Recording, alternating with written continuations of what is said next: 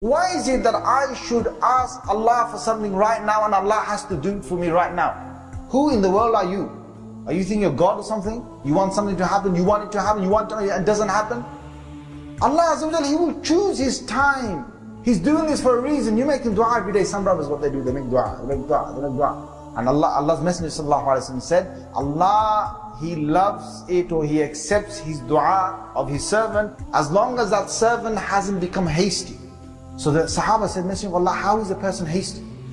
So here the Rasulullah sallallahu alaihi wasallam, he said what? He said, as long as the person carries on doing dua and he doesn't say this, he doesn't say, I made dua to Allah and Allah never accepted it. That's being hasty. You start saying, I made dua to Allah so many times and this dua never got accepted, because Allah Azza wa Jalla does three things for you in return of the dua that you just made. One of three things. One of three things He will do for you.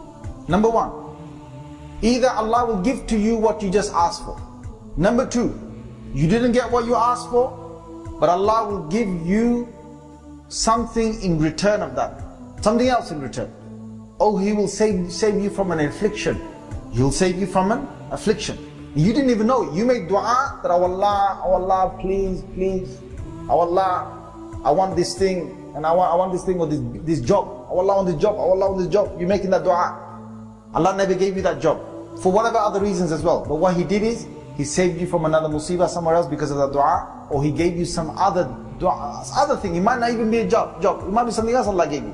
And the third thing, the best of all things is, you never got anything at all in this dunya. You can say, what? I made dua with my life and never got anything in this dunya? What? On the Day of Judgment, some brothers will come and they will see right next to them. This is in hadith of Ahmad. A person will see right next to him, he will see mountains full of reward. Now this guy sees mountain full of reward and he thinks, nah man, I didn't even live that long to get these mountains full of reward. That can't be mine. And he's looking at his little piles next to him.